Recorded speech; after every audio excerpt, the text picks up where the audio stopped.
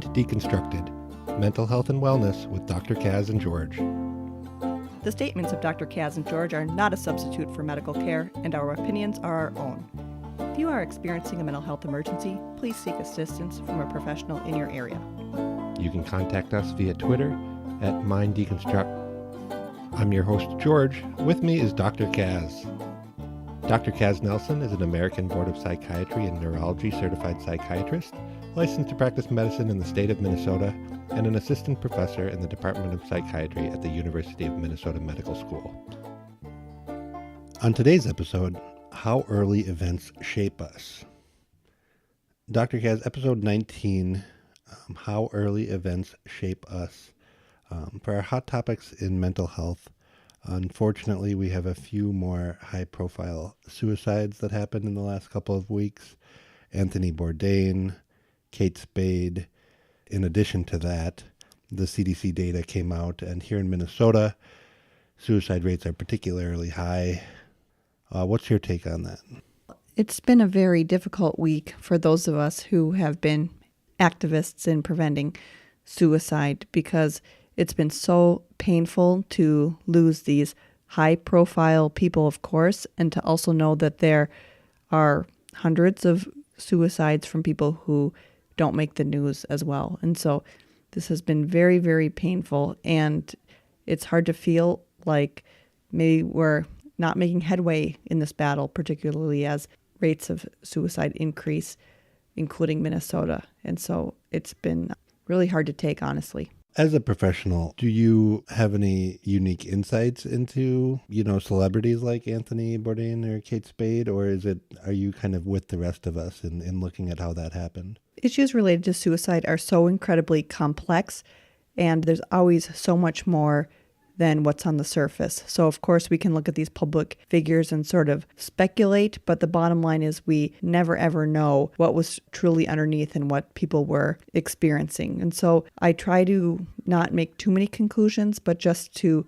mourn this permanent loss of people that we look up to and people that are in our lives. I will tell you there's a lot of debate in the mental health community right now, a lot of commentary on, are these people who have untreated mental illness, or are there incidents of suicide for which there is no discernible mental illness, and this is just a decision that people ultimately arrive at in the absence of mental illness. And so that's a very hot topic in debate that's ongoing. Some people would say, we need to really advocate for mental health treatment and give people mental health services. And other people would say, well, even if we got mental health treatment for everyone who had a mental health issue, we would still be experiencing these losses to suicide. And I don't know quite what the answer is there. Now, Kate Spade and Anthony Bourdain both had family. Kate Spade had a child. I believe Anthony Bourdain did also. Yeah.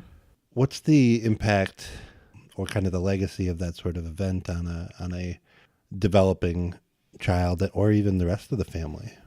This absolutely breaks my heart because I've seen this time and time again where somebody who's contemplating suicide or experiencing suicidal thoughts have this kind of distorted thinking where they think maybe they're a problem or a burden for their family or loved ones, and if they simply took themselves out of the equation, that everybody would be much better off. And we know from lots of experience that that is absolutely a myth, that the burden and legacy of suicide is so much more of a burden compared to anything else. Some people never even recover from the suicide of a loved one fully. And so we have to do our best to spread the message that this is in no way any kind of solution, that it only causes more problems. And the word has to be spread on that because we cannot allow these myths to persist. So what is the overall impact of an event like this on a developing child? We know that childhood is a very, very special period of time where the brain and body are making sense of their environment, making sense of their world, learning how to understand their experiences, learning how to understand their emotions and the other feelings that they have. And so it's a very vulnerable window so that when bad things happen, whether it's death of a loved one to suicide or other reasons, or family separation or any of these kinds of things, it does have an impact of leaving these kind of psychological scars, particularly on people that are vulnerable for one reason or another. Do you mean vulnerable as in age or vulnerable as in other factors? There's definitely different windows of susceptibility in different children, particularly early childhood. We call them adverse events, tend to shape future experiences. And so all developing children have these different windows of vulnerability, but there are certain children based on genetics or other experiences or other factors that may be more vulnerable than others. And so I don't mean to say that every child who's experienced a death or series of moves or other difficult transitions is going to necessarily have mental health issues because of that, but there are certainly a percentage of children that, for whatever reason, are vulnerable to those kinds of events and may end up with serious mental health consequences because of it. I've heard the term resiliency referred to. Is that kind of the opposite of vulnerability in children? Like if a professional says this child is highly resilient, does that kind of mean that they're not as vulnerable to those sorts of issues? Yeah, we're really working to understand that. For some reason, there seems to be a subset of children that go through really difficult, even horrible things, sexual abuse, or maybe an experience of being in a refugee camp or things like that. And they go on to have very good or even enhanced functioning. And that would be a child who's highly resilient. But there are certainly children who go through those types of experiences and experience substantial harm because of their biology or genetics or other experiences that are combined with it. And it is really hard to pinpoint which children are going to be resilient and which aren't. There's actually genetic studies going on to try to figure out, is it a certain serotonin transporter gene or something like that that fosters resiliency? And hopefully we'll learn more in the future. But for now, we just want to understand this better so that we can help support children that may not naturally have that level of resiliency and may be impacted by these very stressful and painful and difficult circumstances. If a child experiences what we're talking about, an adverse childhood experience, are there going to be long-term issues for that? For some children, yes, and for some children, it will be minimal. And it's very difficult to predict who that will be. But if it's a more painful trauma or more difficult trauma. Are you just talking about development of maybe they have a post-traumatic stress disorder based on it, or is it something other than that? The developing brain is constantly trying to understand its environment to see whether it's a safe environment or not. And so it goes a little bit beyond the concept of post-traumatic stress disorder because these are such critical developmental times.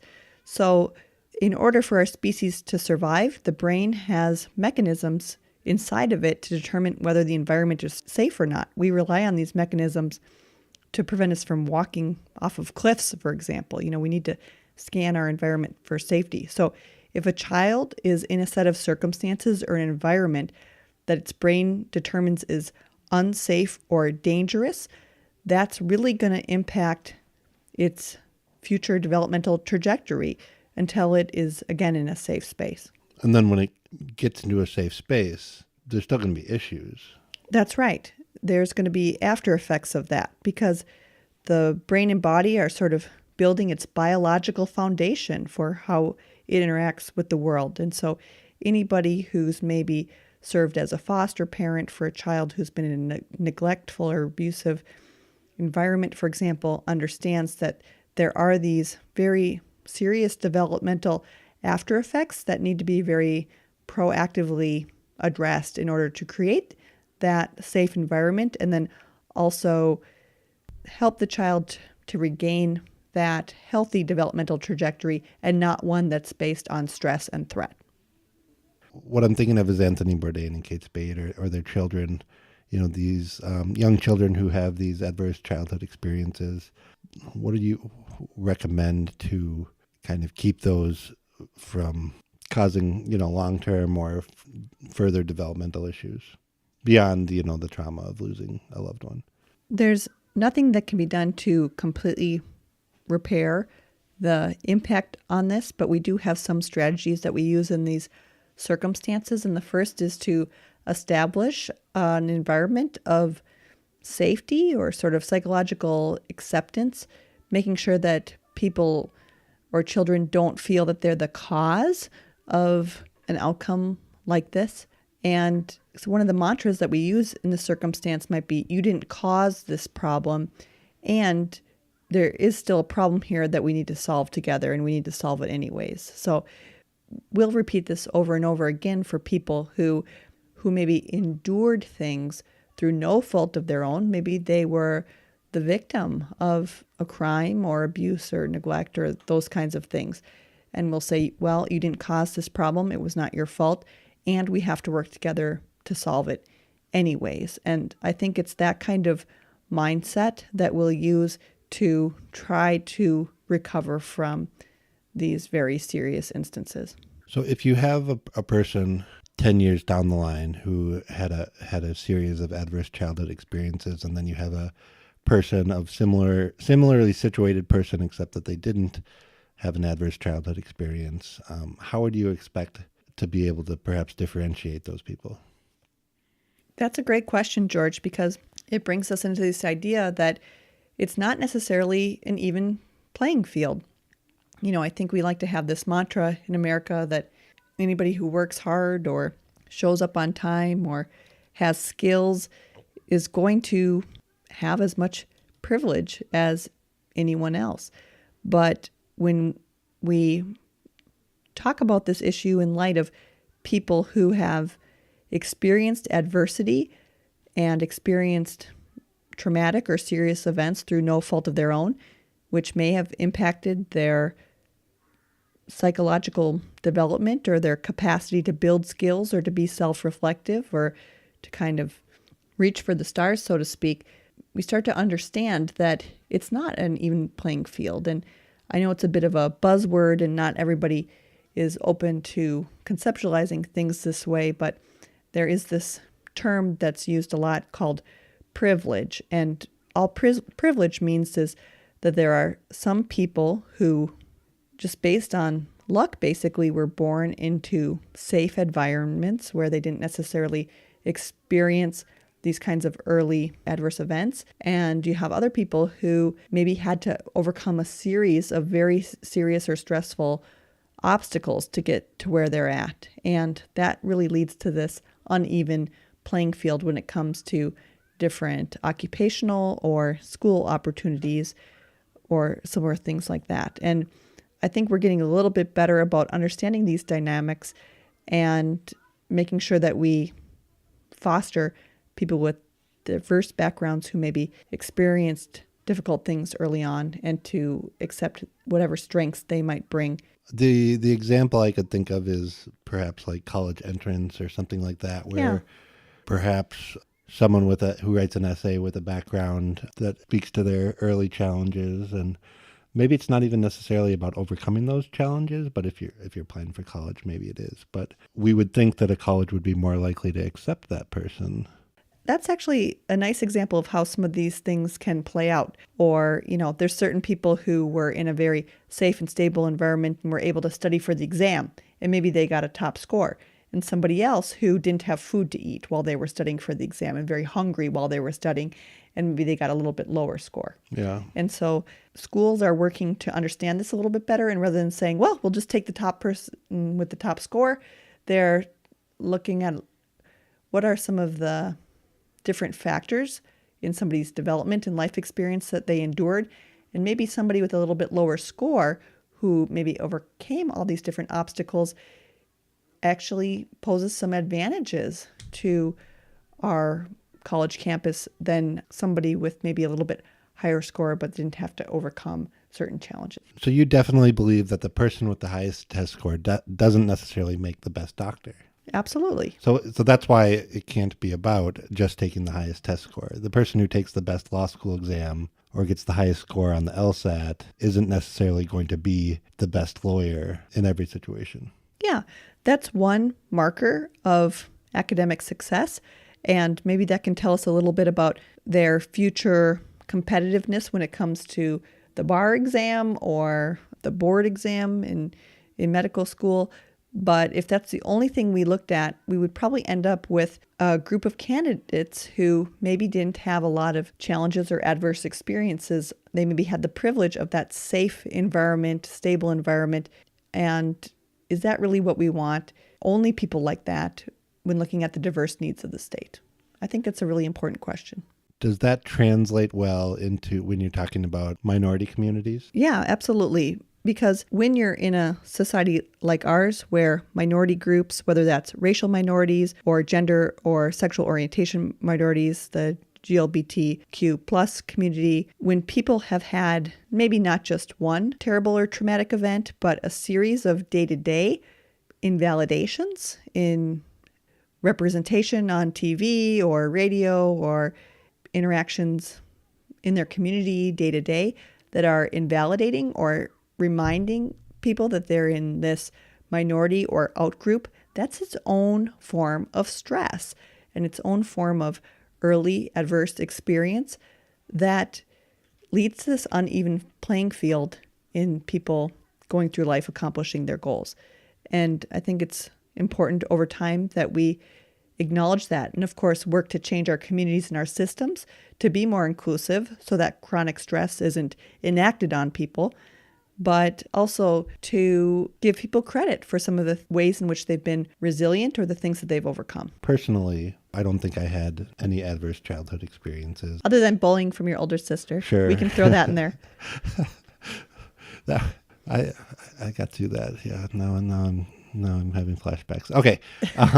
As a person who I believe I have had a lot of privilege, not a lot of adverse early experiences, and certainly not to the effect of having gone through a refugee camp experience or been a victim of sex trafficking or any of those kinds of things. And a lot of opportunities along the way.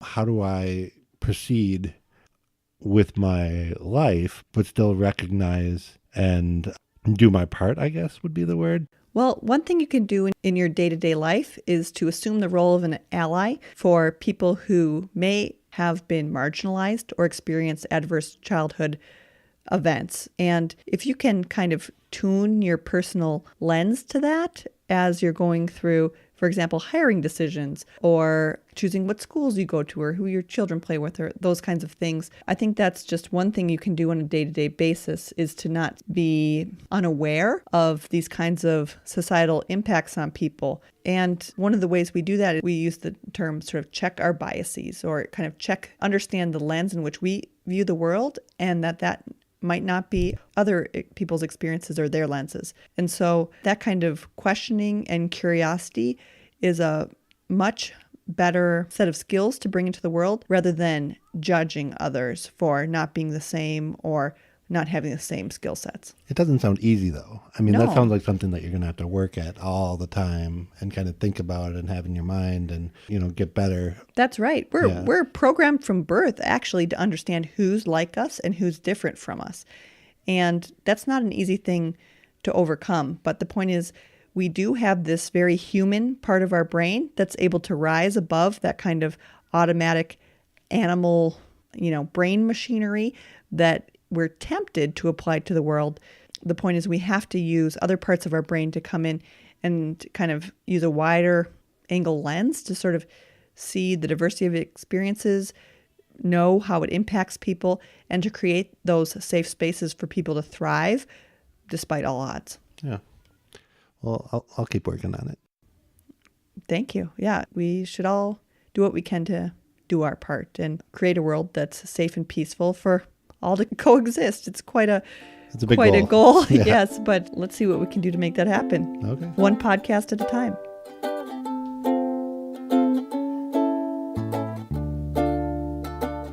Thank you for joining us today. This podcast was produced by Kaz and George. Music by Paul. He's the best. Contact us and send us your questions on Twitter @MindDeconstruct.